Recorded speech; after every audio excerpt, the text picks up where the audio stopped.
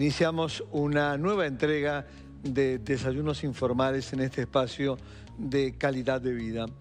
Y hoy vamos a hablar de un tema bien importante, con una experta naturalmente, el encare con los pacientes oncológicos que están acaso en fase terminal.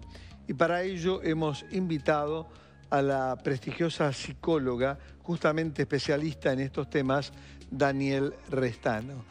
Daniel, feliz año. Feliz año, igualmente. Un placer realmente de tenerte.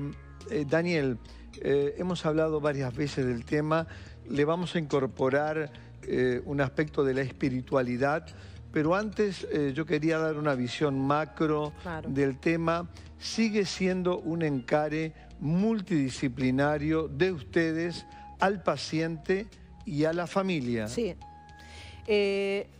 A ver, cuando nosotros empezamos a hablar de psico-oncología, del trabajo en oncología y principalmente los que trabajan mucho ese tema de la espiritualidad es cuidados paliativos, en donde se empieza a tener una visión mucho más integral del paciente y uno de los aspectos de la salud es la espiritualidad, porque somos seres biopsicosociales y espirituales. Sin duda. Entonces, hay que también tener en cuenta, y no es tan sencillo, más en un país laico como Uruguay, de confundir espiritualidad con religiosidad. Y son dos cosas que pueden estar juntas, pero no necesariamente. Cuando nosotros escuchamos y empezamos a dar este lugar a la espiritualidad, no estamos hablando de religiosidad. Lo encaran entonces, como tú señalabas recién, separadamente. O en ocasiones, digamos, se pueden dar de alguna forma aunadas la espiritualidad y la religiosidad.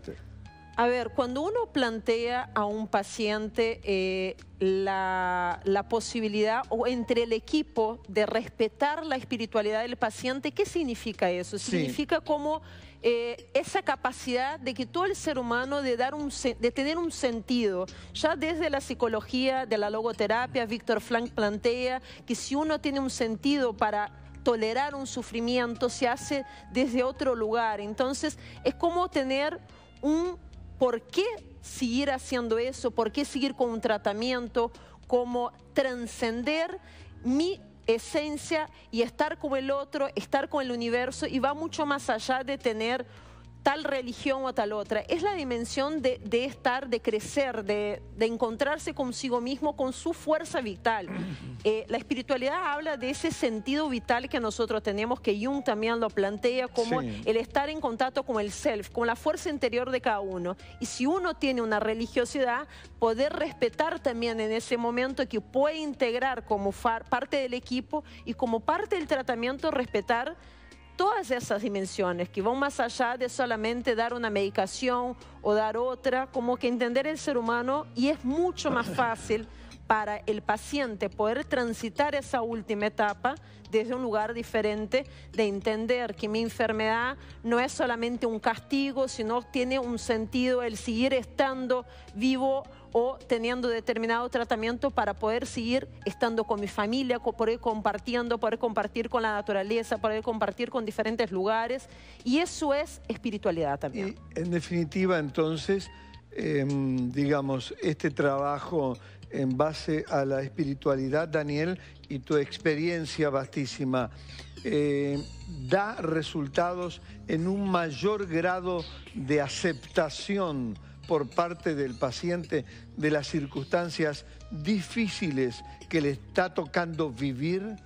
A ver, da una mayor aceptación, da una mayor adherencia al tratamiento, pero más que como una búsqueda para que el paciente acepte, es entender desde otro lugar todo lo que uno está viviendo, y eso hace que uno pueda sufrir menos y disminuir el sufrimiento, que en realidad es lo que nosotros estamos buscando en ese momento, es de que no haya un mayor sufrimiento, ya que no estamos más en una etapa de curación del paciente, de que la calidad de vida sea la más digna y que ese final o que esa última etapa puedan ser respetadas, la autonomía, los deseos del paciente. Y una de las cosas que yo creo que es bastante importante es respetar sus creencias, su forma de ver en ese momento. ¿Y qué es eso? De repente, si tiene una religiosidad, si tiene una religión, que pueda entrar un cura, que pueda entrar un sacerdote, que pueda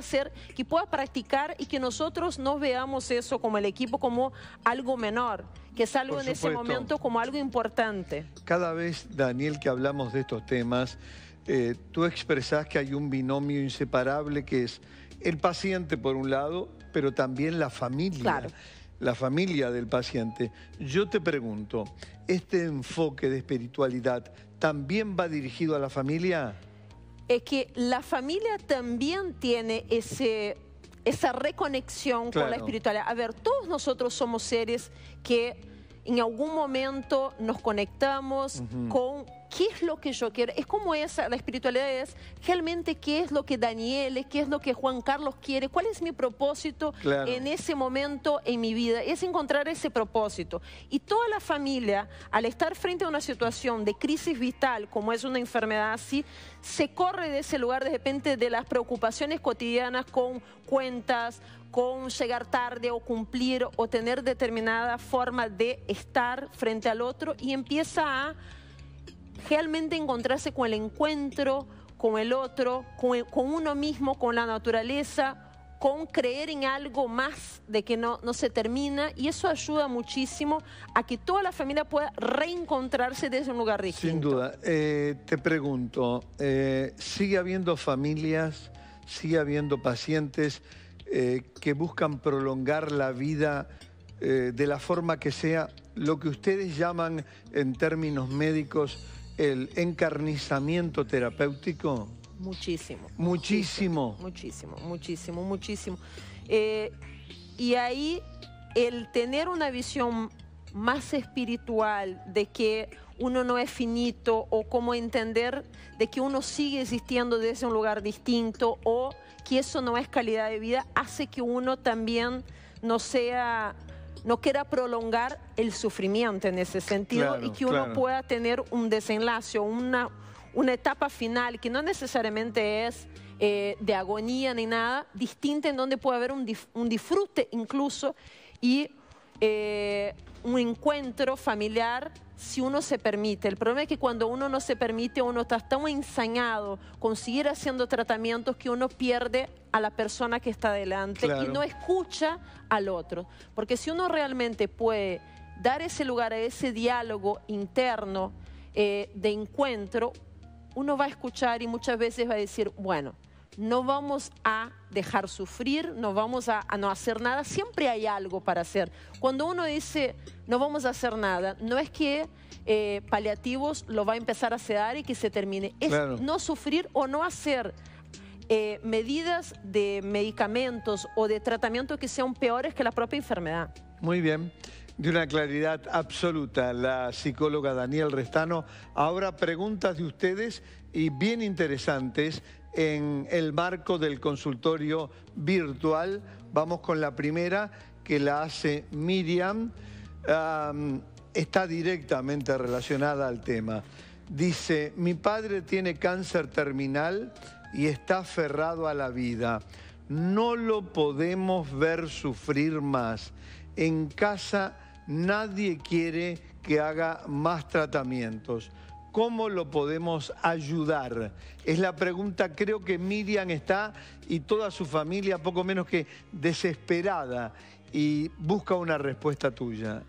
A ver, el paciente está aferrado a la vida. El paciente está, lo que tendremos que ver era qué contención tiene, además de esa familia que por lo visto está conteniendo, está acompañando, de su equipo médico, de qué le dice, si está prolongando, si quiere otro tratamiento, o decirle, bueno, vamos a darte, está aferrado a la vida, bueno, ¿cómo va a ser ese tránsito final para que no se tenga que hacer más tratamientos oncoespecíficos, pero que se puedan hacer tratamientos para que esa calidad de vida pueda ser lo mejor posible y que no esté sufriendo y que cuando esté lúcido pueda haber un disfrute. ¿Cómo la familia puede ayudar? Escuchándolo, acompañándolo. Daniel, un placer haberte tenido en el segundo programa del año de calidad de vida en Desayunos Informales. Y bueno, y por supuesto te vamos a tener a lo largo de todo el año. Muchísimas gracias. Gracias y lo mejor para ti y toda tu linda familia. Gracias, hasta luego. Nosotros damos vuelta a la página.